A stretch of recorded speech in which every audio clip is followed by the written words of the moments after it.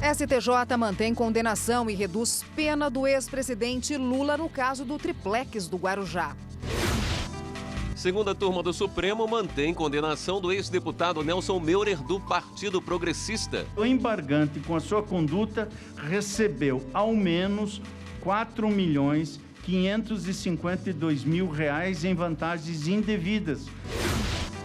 Na primeira turma, ministros negam pedido de prescrição de crimes de fiscal envolvido com a máfia do propinoduto no Rio de Janeiro. Um processo que leva 30 anos, 25 anos, é a prova da falência do sistema. E uma justiça desmoralizada não serve nem para a sociedade, nem para o Poder Judiciário e muito menos para a advocacia. MPF investiga irregularidades no processo de avaliação de profissionais de saúde indígena Chavante. Os investigados poderão responder pelos crimes de promover, constituir, financiar ou integrar pessoalmente ou por intermediários organização criminosa.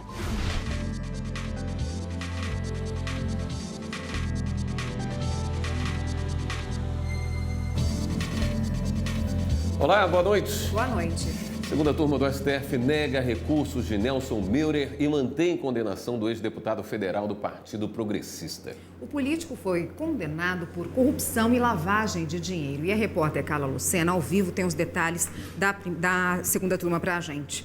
Boa noite, Carla. Olá, Érica. Boa noite para você, boa noite a todos. E olha só, Nelson Meurer ele foi condenado pela segunda turma do STF em maio do ano passado. A pena dele é de 13 anos, 9 meses e 10 dias de prisão no regime fechado. Ele vai responder por lavagem de dinheiro e corrupção. Lembrando que Nelson Meurer ele foi o primeiro parlamentar condenado pelo STF por crimes revelados pela Operação Lava Jato. Nos recursos julgados pela segunda turma, a defesa ela questionava o cálculo da pena que foi imposta aí ao ex-parlamentar. Na sessão de hoje, inclusive, o advogado de Meurer ele chegou a pedir que os recursos não fossem julgados para aguardar aí a formação completa da segunda turma por causa das ausências justificadas dos ministros Ricardo Lewandowski e Gilmar Mendes. Esse pedido ele não foi aceito e os ministros julgaram os recursos apresentados pela defesa de Nelson Meurer. Vamos acompanhar na reportagem esse e outros casos julgados pela segunda turma.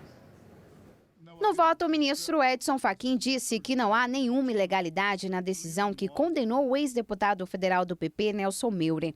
O ministro destacou que todos os fatos criminosos foram amplamente comprovados. A decisão foi unânime. Não há na dosimetria nenhum reparo a ser feito no acréscimo decorrente da valoração negativa das circunstâncias do crime, diante da efetiva comprovação de que o embargante, com a sua conduta, recebeu ao menos R$4.552.000 em vantagens indevidas, submetendo-as posteriormente a processo de lavagem. A segunda turma, por maioria, também decidiu arquivar inquérito que investigava o ex-ministro Ricardo Berzoini. Ele foi acusado pelo Ministério Público Federal de integrar a organização criminosa formada por outros políticos do Partido dos Trabalhadores. O grupo teria cometido delitos contra a Petrobras de 2002 a 2016. O Supremo estava no exercício da competência. O Ministério Público não ofereceu denúncia, não deliberou no sentido, não pediu qualquer deliberação no sentido de persistir nas investigações ou nas diligências e, portanto, o processo, quando não houve a oferta de denúncia e quando não houve qualquer pedido do Ministério Público quanto a ele, estava sob a jurisdição deste Supremo, que então haverá de concluir no sentido de que a não denúncia do recorrente e o não requerimento de novas diligências investigatórias conduz a que se possa depreender não se ter vislumbrado elementos mínimos para o prosseguimento do feito. Os ministros negaram ainda recurso do MPF, que questionava a decisão do STF de enviar para a Justiça Eleitoral do DF depoimentos de delação do Grupo Odebrecht, que citam o ex-ministro da Fazenda, Guido Mantega. O caso levou em consideração decisão do plenário de que a Justiça Eleitoral é competente para julgar casos de crimes comuns em conexão a delitos eleitorais. Não só não há qualquer omissão, a matéria foi discutida, como prevaleceu no plenário agora para definição de todos os casos, exatamente o que tinha sido a conclusão aqui, e que foi objeto de questionamento e da divergência que saiu vencedora. Nada obstante tenha formado a corrente minoritária, tanto aqui quanto no Tribunal Pleno, mas o voto de Sua Excelência é profundamente, como não poderia deixar de ser, coerente com a orientação majoritária que se formou, e rediscutir essa matéria seria, na verdade, retomar o fundo da questão no órgão fracionário após a definição do Tribunal Pleno. E ainda na segunda turma de hoje, os ministros negaram o pedido feito pela doleira Nelma Kodama. Ela também está ligada aí a crimes revelados pela Lava Jato. Ela pedia para prevalecer o acordo de delação premiada que ela assinou com a Polícia Federal, mas que não chegou a ser homologado pela Justiça. Segundo a defesa da doleira, esse acordo com a Polícia Federal seria mais favorável a ela do que o assinado com o Ministério Público Federal, esse sim homologado pela Justiça. Vamos acompanhar trechos dessa decisão.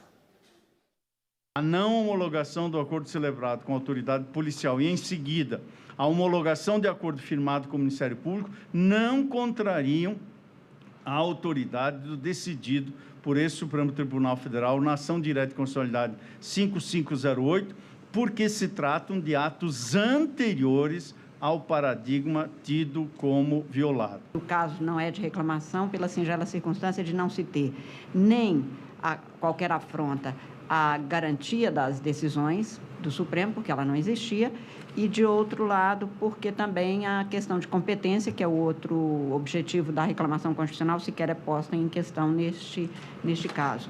Não havendo essa relação de anterioridade, e no caso não há, porque o paradigma sobreveio à prática dos atos de que se reclama, torna-se ausente, no caso, até mesmo o próprio interesse de agir.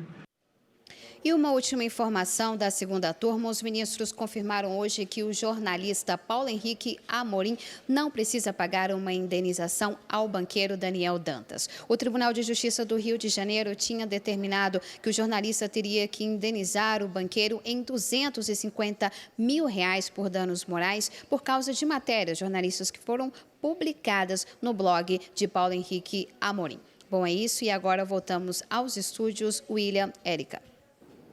Obrigado, Carla. Os ministros da primeira turma do STF negam prescrição dos crimes de Heraldo da Silva Braga, condenado em caso do propinoduto que ocorreu no Rio de Janeiro. A defesa de Heraldo da Silva Braga, condenado no caso do propinoduto, alegou a prescrição dos crimes de lavagem de dinheiro e, na época, formação de quadrilha. Na opinião do advogado, não houve interrupção do prazo prescricional. Resumo é a prescrição dos dois, da pretensão punitiva contra os dois crimes nos parece bastante evidente. Seja porque não transitou em julgado, isso é questão para nós pacífica, tem um recurso para Vossa Excelência apreciar. E quanto ao delito de lavagem, tampouco nos parece que tenha tido uma interrupção na contagem do prazo prescricional desde o advento da sentença.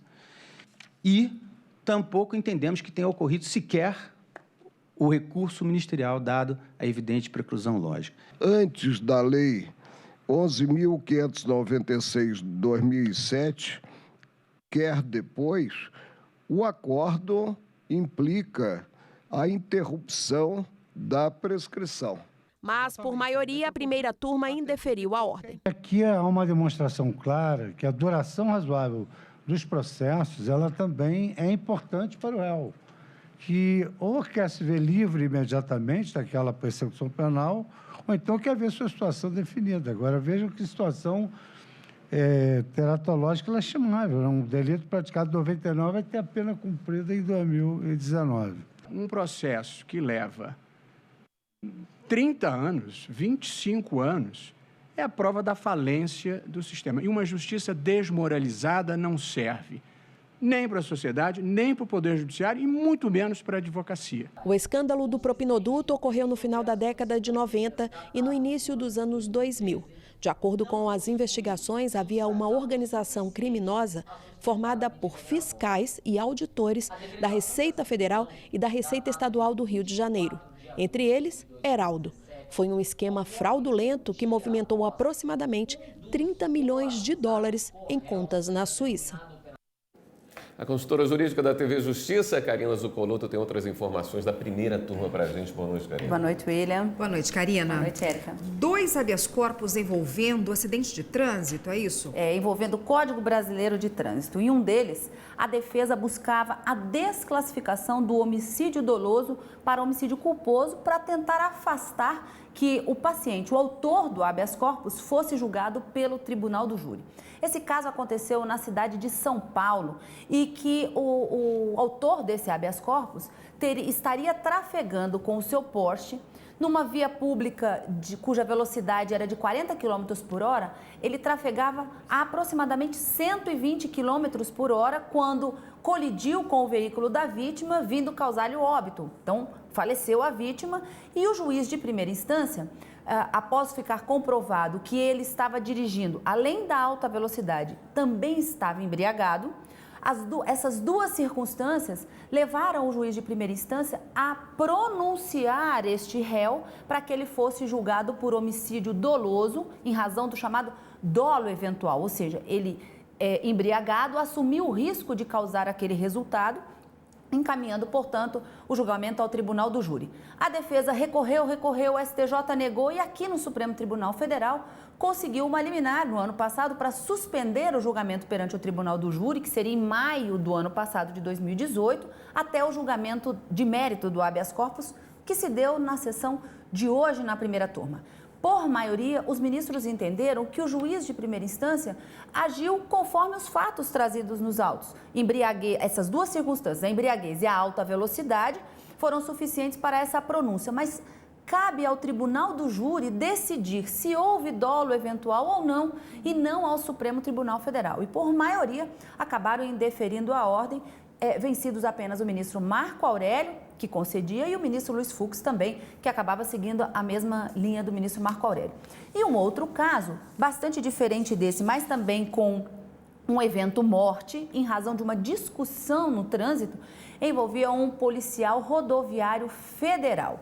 O argumento da defesa era para que o Supremo Tribunal Federal determinasse que o julgamento em razão do homicídio que acabou acontecendo em razão da discussão do trânsito por conta do disparo de arma de fogo deste policial rodoviário federal fosse deslocado da Justiça Estadual, do Tribunal do Júri da Justiça Estadual, para a Justiça Federal em razão da função que ele exerce. Principal argumento da defesa, ele estava em itinere, ou seja, ele estava indo para o trabalho quando a discussão do trânsito aconteceu e ele disparou arma de fogo e veio a acontecer que ele estaria no exercício já da função porque em deslocamento para o trabalho.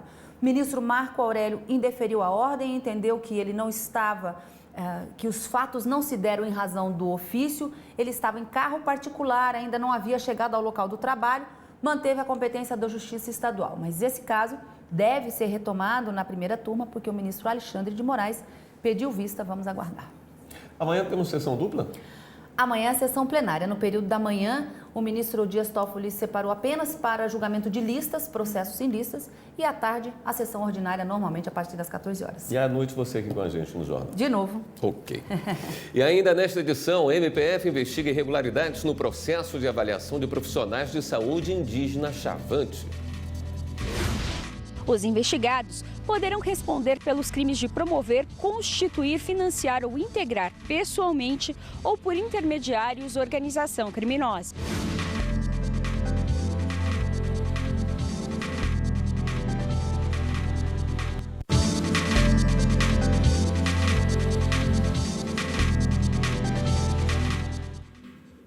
Caso Triplex, em decisão unânime, quinta turma do STJ mantém condenação de Lula e reduz pena para 8 anos e 10 meses.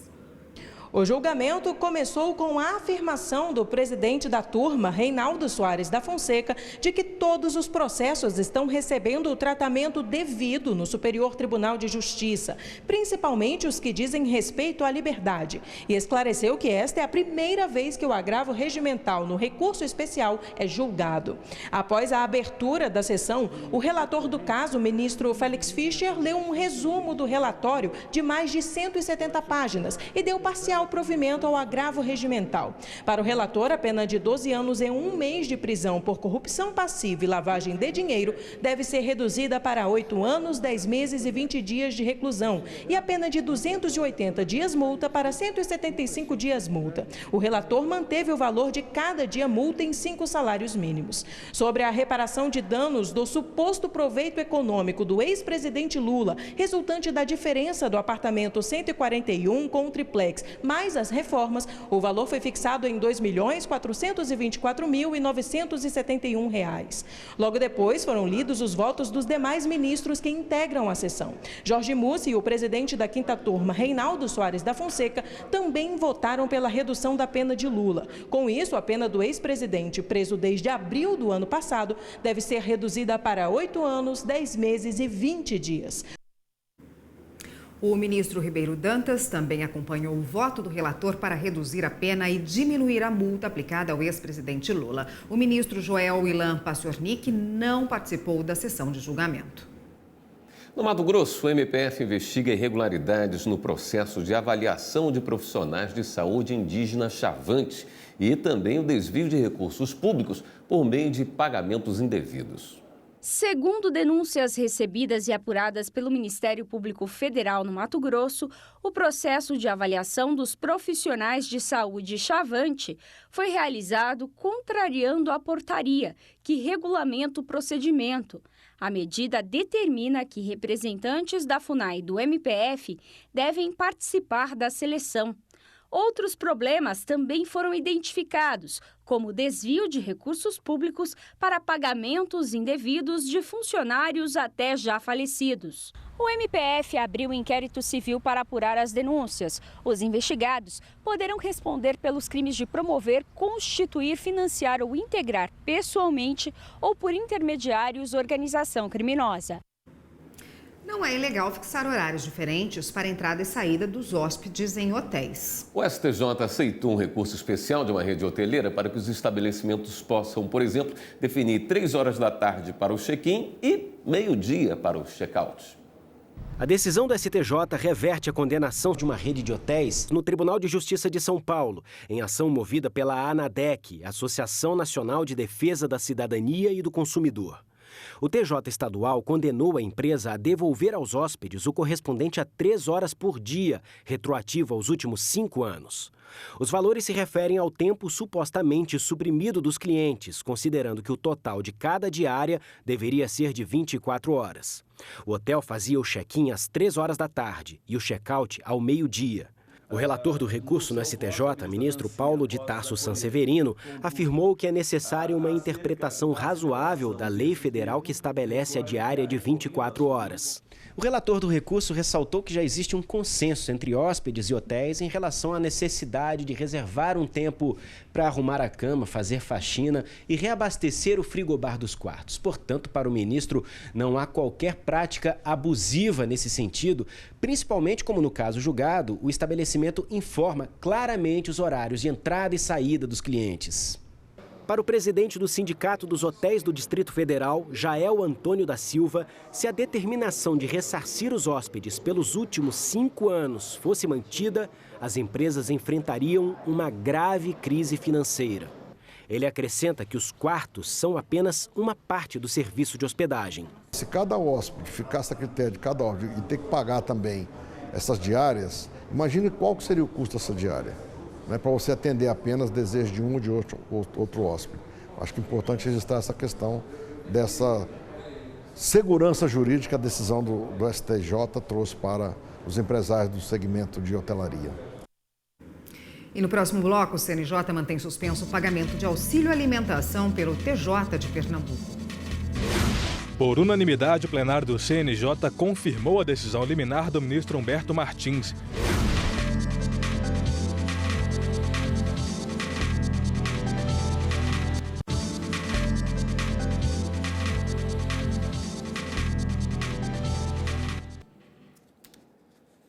O Conselho Nacional de Justiça mantém suspenso o pagamento retroativo de auxílio alimentação a magistrados do TJ de Pernambuco. Este foi um dos itens da sessão de hoje. Por unanimidade, o plenário do CNJ confirmou a decisão liminar do ministro Humberto Martins, que suspendiu o pagamento de auxílio alimentação a magistrados do TJ de Pernambuco, retroativa a 2011, até que o CNJ analise os detalhes da decisão administrativa. Também por unanimidade, os conselheiros acolheram o procedimento de controle administrativo contrário ao ato do TJ da Bahia, que promoveu uma juíza nomeada tardiamente em razão de decisão judicial. No entendimento dos conselheiros, o tempo de contagem para fins de promoção e outros direitos é considerado a partir da nomeação efetiva. Os oficiais de justiça da Bahia têm um novo parceiro de trabalho, um aplicativo exclusivo no celular. É o Justiça do Trabalho Eletrônica, desenvolvido pelo TRT baiano. Eles percorrem toda a cidade. São responsáveis por levar até patrões e empregados o cumprimento das decisões judiciais. Em Salvador, o TRT da Bahia tem 81 oficiais de justiça. O juiz decidiu sobre o direito que estava sendo posto em questão e o entrega para o oficial de justiça para que ele transforme isso em materialidade. Então a gente se dirige ao local para que esse direito certificado no mundo do dever ser vire ser. Muitas vezes não é fácil localizar a parte. Nesta diligência, a Érica pediu para que o reclamante ajudasse a encontrar a empresa em que ele trabalhava. O que é que normalmente a gente faz? A gente marca no local próximo do local onde vai ser cumprida a diligência, porque nós não podemos transportar nem partes nem testemunhas no nosso veículo por medida de segurança. Pensando em facilitar esse trabalho, foi criado dentro do aplicativo Justiça do Trabalho Eletrônica, o JTE, um módulo exclusivo para os oficiais de justiça. Agora com o aplicativo já tem todo o processo dentro do celular. Então ali ele vai poder consultar os mandados, ele vai poder, além de consultar os mandados, fazer anotações, ele vai poder fazer a geolocalização. Falamos que são os braços da justiça, né?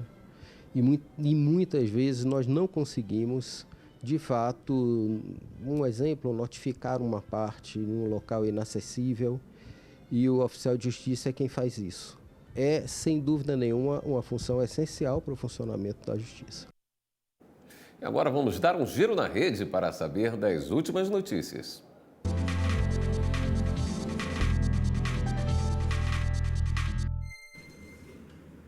Vamos então à redação do Jornal da Justiça hoje falar com a repórter Daiane Garcês, que tem as novidades para a gente. Boa noite, Daiane.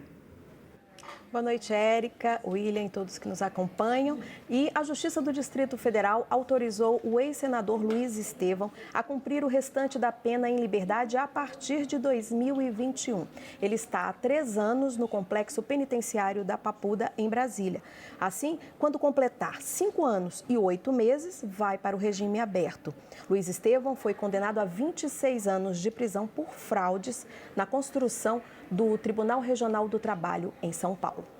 E o Tribunal Regional do Trabalho em Campinas, São Paulo, manteve a condenação a uma empresa que vai ter que indenizar em R$20 mil uma funcionária de 16 anos de idade. De acordo com o processo, ela foi vítima de assédio sexual praticado pelo filho da dona da empresa.